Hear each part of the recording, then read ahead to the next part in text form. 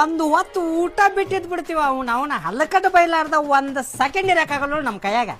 ಅದೇನೇ ಗೊತ್ತಿಲ್ಲ, ಹಲ್ಲಕಟ್ಟ ಅನ್ನೋದು ಅವ್ನ ರಕ್ತದಾಗ ಬಂದ್ಬಿಟ್ಟಿದಂಗ ಐತಿ. ಮಾತಿಗೊಮ್ಮೆ ಹಲ್ಲಕಟ್ಟ ಬಂದ್ ನೋಡ್ ಸುಳ ಮಗ, ಹೋದ್ ನೋಡ್ ಸುಳ ಮಗ, ಬಂದೇ ಇಲ್ಲ ನೋಡ್ ಸುಳ ಮಗ.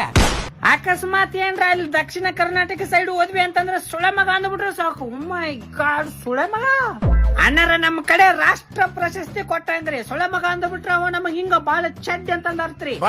ಅಕಸ್ಮಾತ್ ನಾವ್ ಯಾರಿಗಾರ ಬಾಳ ಮರ್ಯಾದೆ ಕೊಟ್ಬಿಟ್ವಿ ಅಂತಂದ್ರ ಅವ ನಮಗ್ ಬಾಳ ದೂರದ ಸಂಬಂಧಿ ಅಂತ ಅರ್ಥ.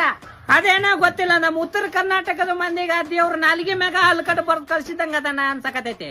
ಒಬ್ಬ ಒಳ್ಳೇದ್ ಮಾಡಿದ್ರು ಹಲ್ಕಟ್ಟು ಬೈತೀವಿ, ಕೆಟ್ಟದ್ ಮಾಡಿದ್ರು ಹಲ್ಕಟ್ಟು ಬೈತೀವಿ. ಅಣ್ಣ ಮತ್ತ ಸುಳ ಮಗ ರೀ ಅವ. ಅವಂದೇನ್ ಹೇಳ್ತೀರಿ ಬಿಡ್ರಿ, ಲೋಪರ್ ಸುಳ ಮಗ.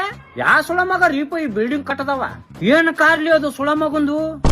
ಹೋಗಿ ನಮ್ಮ ದೋಸ್ತರು ಅವ್ನ ಮುಂದ ಕೇಳ್ತೀವಿ, ಎಲ್ಲದನ್ ಬೇ ಅಡಿಬಿಟ್ಟಿ ಮಗ ಅವ್ರವ್ವ ಇನ್ನು ಮಕ್ಕೊಂಡ್ ನೋಡಪ್ಪ ರಾಡಿ ಒಟ್ಟ ಹೇಳವಲ್ಲ.